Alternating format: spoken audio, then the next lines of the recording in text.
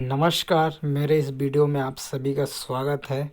और आप इस वीडियो में यहाँ पर देखेंगे निम्न आयन में अयुग्मित इलेक्ट्रॉन की संख्या बताकर प्रतिचुंबकीय या अनुचुंबकीय बताइए। तो यहाँ पर जो उदाहरण दिया गया है इस तरह से, तो एग्ज़ाम के दृष्टिकोण से बहुत इम्पोर्टेंट है। ऐसे क्वेश्चन आता है तो कोई भी आयन दे देंगे और उसमें अयुग्मित इलेक्ट्रॉन की संख्या निकालने के लिए बोलेंगे। तो क्वेश्चन इसमें दो तीन तरह से बन सकता है। कोई आयन दे दिए, जैसे यहाँ एग्जांपल में है Ac2+ ए आयन है, ऐसे दे दिए। और इसमें ये पूछ सकते हैं कि इसमें अयुग्मित इलेक्ट्रॉन की संख्या कितनी है, या फिर ये भी पूछ सकते हैं कि ये जो है Ac2+ स्केडियम 2+ जो है प्रतिचुंबकीय है या अनुचुंबकीय है। तो इस दोनों को एक ही वीडियो में और एक साथ पढ़ेंगे। तो पहला उदाहरण लेते हैं हम, और ये जो है स्केडियम 2+ Ac2+। तो ये जो है अयुग्मित इलेक्ट्रॉन इसमें कितनी है और ये प्रतिचुंबकीय है या अनुचुंबकीय आयन है, उसको भी देखेंगे। तो क्रम से देखते जाएंगे, पूरा वीडियो तक देखेंगे तो आपको पूरा समझ में आ जाएगा कि अयुग्मित इलेक्ट्रॉन कैसे निकालना है और प्रतिचुंबकीय या अनुचुंबकीय है उसको। इम्पोर्टेंट है बहुत। और चलिए शुरू करते हैं। तो सबसे पहले इसको देखते हैं Ac2+। तो स्केडियम ये है और इसकी जो इलेक्ट्रॉनिक परमाणु क्रमांक जो है वो 21 होता है। तो ये स्केडियम है, इसके परमाणु क्रमांक जो है 21 होता है। और तो सबसे पहले हम इसका इलेक्ट्रॉनिक विन्यास करते हैं। तो आप यहाँ पर इलेक्ट्रॉनिक विन्यास देख सकते हैं। इसका इलेक्ट्रॉनिक विन्यास इस तरह से 1s 2s 2p 3s 3p, इस तरह से इलेक्ट्रॉनिक विन्यास करते हैं। तो इलेक्ट्रॉनिक विन्यास करने आना चाहिए तभी ये बनेगा। और उसके बाद अब स्केडियम का इलेक्ट्रॉनिक विन्यास करने के पश्चात अब दूसरा स्टेप जो है इसमें Ac2+। अब यहाँ पर 2+ है, तो 2+ कहने का मतलब है कि जो स्केडियम जितना इलेक्ट्रॉनिक पर ये परमाणु क्रमांक है उसमें से दो कम, ये 2 इलेक्ट्रॉन जो किसी को दिया है, इसका मतलब ये है। तो अब 2+ है तो 2 इलेक्ट्रॉन कम हो जाएगा। तो अब इस 2 इलेक्ट्रॉन को हम 4s2 में से निकालेंगे। तो इस 4s जो है इसमें से दोनों इलेक्ट्रॉन बाहर निकल जाएगा। तो अब बचेगा क्या? अब ये तो है स्केडियम का परमाणु क्रमांक और इलेक्ट्रॉनिक विन्यास है। अब ये जो है Ac2+ स्केडियम 2+ का इलेक्ट्रॉनिक विन्यास है। तो अब यहाँ पर देख सकते हैं कि ये 4s जो है नहीं है, क्योंकि 4s में से 2 इलेक्ट्रॉन क्या हुआ है, बाहर निकल गया। ठीक, तो इस तरह से इसको करना है। अब सभी को पता है कि जो डी कक्षक है इसमें 5 बॉक्स या 5 उप कक्ष होते हैं। इस तरह से 1 2 3 4 और 5 इस तरह से। अब यहाँ पर देखेंगे कि 2 इलेक्ट्रॉन निकालने के पश्चात, ये वाला 2 इलेक्ट्रॉन निकालने के पश्चात इसमें 3D में कितने इलेक्ट्रॉन हैं? सिर्फ 1। तो इस तरह से इसमें 1 भर देंगे। तो अब इसमें अयुग्मित इलेक्ट्रॉन, अयुग्मित माने सिंगल इलेक्ट्रॉन, ये जो उपकक्षा है उसमें सिंगल कितने इलेक्ट्रॉन है? तो अभी इसमें सिर्फ 1 है। तो अयुग्मित इलेक्ट्रॉन कितना हुआ? 1। तो अयुग्मित इलेक्ट्रॉन की संख्या Ac2+ में कितना हुआ? यहाँ पर देख सकते हैं 1। और जब भी कोई भी आयन है उसमें अयुग्मित इलेक्ट्रॉन की संख्या हो, चाहे 1 अयुग्मित इलेक्ट्रॉन की संख्या हो या 2 अयुग्मित इलेक्ट्रॉन की संख्या हो, तो ऐसे जो पदार्थ होता है, ऐसे आयन होता है, वो है अनुचुंबकीय होता है। आप यहाँ पर देख सकते हैं अयुग्मित इलेक्ट्रॉन की संख्या 1 है तो ये अनुचुंबकीय हो। अगर अयुग्मित इलेक्ट्रॉन की संख्या 0 होती, उसमें कोई भी अयुग्मित इलेक्ट्रॉन नहीं होती, तो वो प्रतिचुंबकीय होता है। लेकिन यहाँ पर 1 है, इस वजह से ये अनुचुंबकीय हो गया है।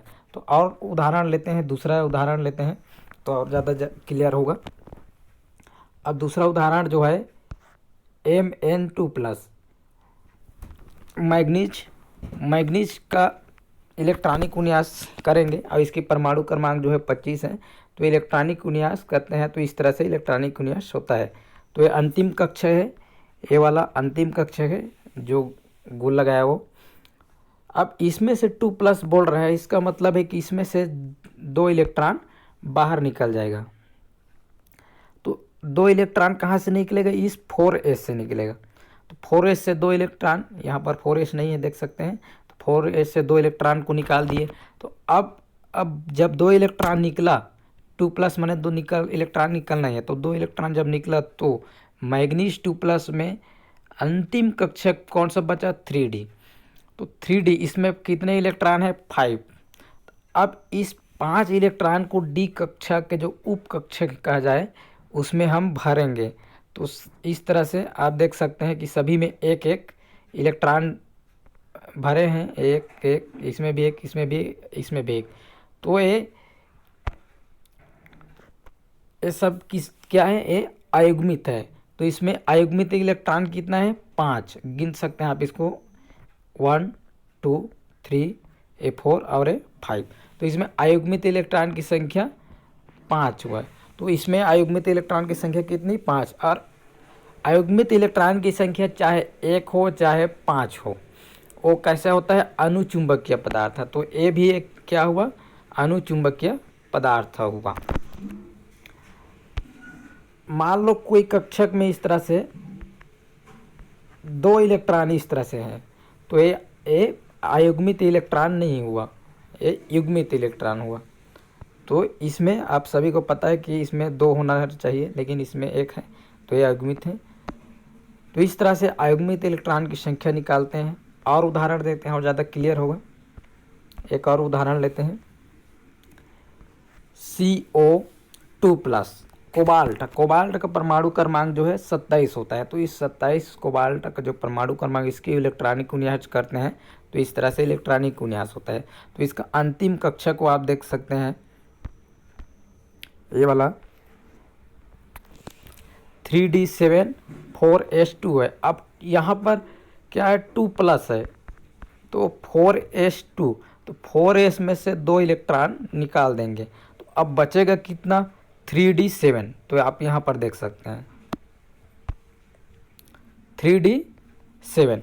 अब डी कक्षक में 7 इलेक्ट्रॉन है, तो इसको हम फिर से जो उप कक्षा होता है डी के, उसमें भरेंगे। तो इस तरह से, तो ये कैसे भरेंगे? सबसे पहले 1 इसमें आएगा, 2 3 4 5, और उसके पश्चात यहाँ से फिर से रिटर्न ना होगा, यहाँ से स्टार्ट होगा। तो 6 हो गए और ये 7 हो गए। तो अब आप देख सकते हैं कि ए वाला और ए वाला, इसमें तो युग्मित इलेक्ट्रॉन, युग्मित माने 2 इलेक्ट्रॉन है, लेकिन यहाँ पर 1 2 और 3 ऐसे उपकक्ष हैं जिसमें अयुग्मित इलेक्ट्रॉन है। तो CO2+ में अयुग्मित इलेक्ट्रॉन की संख्या कितनी है? 3 है। तो जब अयुग्मित इलेक्ट्रॉन की संख्या होती है, 1 हो 2 हो 3 हो, कितने भी हो, तो ऐसे पदार्थ या ऐसे आयन जो है अनुचुंबकीय हो जाते हैं। तो ये भी अनुचुंबकीय है। और उदाहरण लेते हैं, अगला एक और उदाहरण, ये जो है Cu+।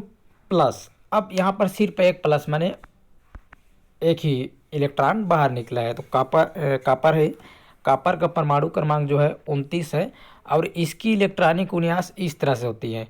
तो कापर की इलेक्ट्रॉनिक विन्यास बाकी से थोड़ा सा अलग होती है। यहाँ पर 4s1 होता है, और यहाँ पर Cu+ है, तो इसमें से एक इलेक्ट्रॉन को निकाल देंगे, क्योंकि यहाँ पे एक प्लस है तो एक इलेक्ट्रॉन निकलेगा। तो अब इस 4s कक्षक के इलेक्ट्रॉन निकाल देते हैं। तो अब क्या हुआ? 3d10 बचा। ठीक, अब इस 3d10 माने डी कक्षक में 10 इलेक्ट्रॉन है, तो इस 10 इलेक्ट्रॉन को क्रम से भरेंगे। तो सभी में, अब 5 उपकक्ष है तो सभी में 2-2 इलेक्ट्रॉन आ जाएगा यहाँ पर, और इसको हम यहाँ पर भरते हैं 10 इलेक्ट्रॉन डी कक्षक में। तो आप देख सकते हैं 5 हुआ। अब 10 इलेक्ट्रॉन को कैसे भरेंगे? इसको आपको बताते हैं।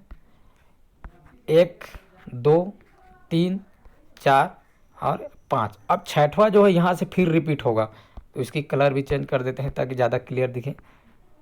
6 7 8 9 और 10।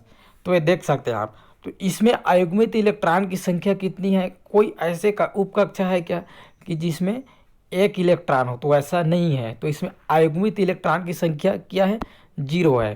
तो इस Cu प्लस में अयुग्मित इलेक्ट्रॉन की संख्या 0 है। तो ऐसे पदार्थ या ऐसे आयन जो है प्रतिचुंबकीय कहलाएंगे।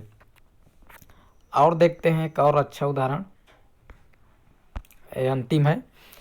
अब है स्केडियम 3+। एक और उदाहरण लेते हैं, स्केडियम 3+। अब स्केडियम का परमाणु क्रमांक 21 होता है। अब इसकी जब इलेक्ट्रॉनिक विन्यास करते हैं तो इस तरह से होता है। तो यह अंतिम कक्षा है, इसको देख सकते हैं। अब यहाँ पर 3+ है। अब 3+ कहने का मतलब है 3 इलेक्ट्रॉन बाहर निकला हुआ है। अब स्केडियम 3+ है, 3 इलेक्ट्रॉन बाहर निकाल दे यहाँ से। तो अब ये जो कक्षक है 3D और 4s, एक खाली हो जाएगा, इसमें कोई भी इलेक्ट्रॉन नहीं रहेगा। तो अब इसमें अब इलेक्ट्रॉन ही नहीं इस कक्षक में, तो अयुग्मित इलेक्ट्रॉन भी नहीं रहेगा। तो यहाँ पर अयुग्मित इलेक्ट्रॉन की संख्या क्या होगा? 0। तो ऐसे पदार्थ क्या होगा? प्रतिचुंबकीय। तो इस तरह से अयुग्मित इलेक्ट्रॉन कैसे निकालते हैं, और जो आयन दिया हुआ है वो प्रतिचुंबकीय या अनुचुंबकीय निकाला जाता है। तो इम्पॉर्टेंट है, क्वेश्चन में एग्ज़ाम में सिर पे भी पूछ सकता है कि निम्न आयन में अयुग्मित इलेक्ट्रॉन की संख्या निकालिए। तो अगर ऐसे पूछता है तो आपको यहीं तक निकालना है अयुग्मित इलेक्ट्रॉन। और उसको अगर पूछा है कि निम्न आयन प्रतिचुंबकीय या अनुचुंबकीय बताइए, तो आप अयुग्मित इलेक्ट्रॉन निकालेंगे, उसके बाद ही आपको पता चलेगा कि वो अनुचुंबकीय है प्रतिचुंबकीय है। तो वीडियो अगर अच्छी लगी हो तो लाइक कीजिए और वीडियो को शेयर कर दीजिए, और चैनल में अगर पहली बार आए हैं तो चैनल को सब्सक्राइब कर दीजिए ताकि इसी तरह की अच्छी जानकारी आप तक पहुंचती रहे। धन्यवाद।